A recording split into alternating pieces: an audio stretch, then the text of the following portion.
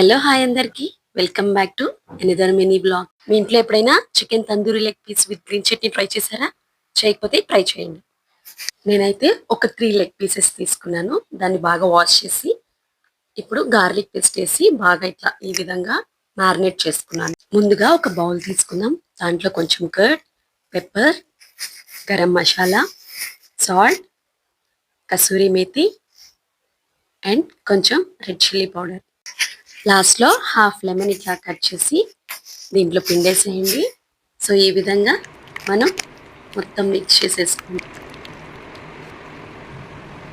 Pieces తీసుకొని మనం ఏదైతే మసాలా పెట్టుకున్నాం కదా రెడీగా, అదంతా ఈ విధంగా అప్లై చేసేసేయండి.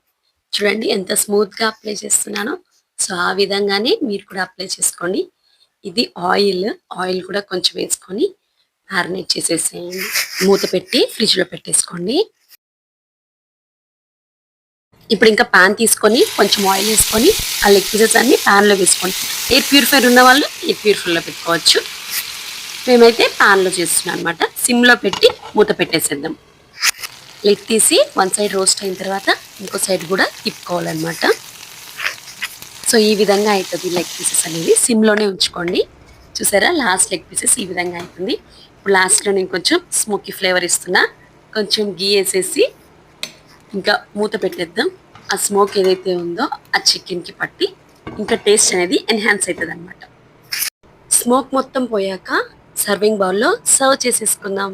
ఏంటి గ్రీన్ చట్నీ అనుకుంటున్నారా? ఆ రెసిపీ కూడా ఉందండి, స్కిప్ చేయకుండా చూసేయండి. It's tasting time. చాలా రుచిగా వచ్చింది, మీరు ట్రై చేయండి. గ్రీన్ చట్నీకి జార్ తీసుకొని పుదీనా, కొత్తిమీర, మిర్చి, అల్లం, 2 వెల్లుల్లి, కొంచెం కర్డ్ వేసుకోవాలి, సాల్ట్ వేసేసుకొని కొంచెం చాట్ మసాలా ఫ్లేవర్ కోసం వేసేసుకొని మిక్సీ పట్టించండి. అంతే, గ్రీన్ చట్నీ రెడీ అయిపోతుంది. సో ఇంకా సర్వింగ్ బౌల్లోకి సర్వ్ చేసేసుకుందాం.